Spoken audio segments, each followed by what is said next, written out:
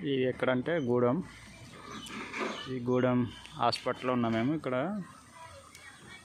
ఇక్కడ 3 వారాలు అవుతుంది వచ్చి.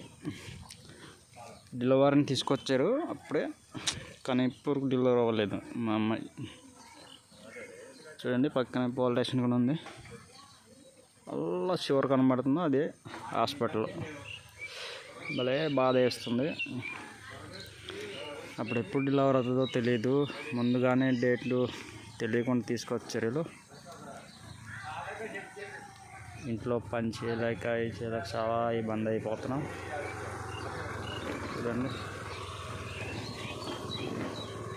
ఆశా వర్కర్లు అస్సలు మంచి వాళ్ళు కాదు. అసలు ఎందుకు తీసుకొస్తారో తెలియదు.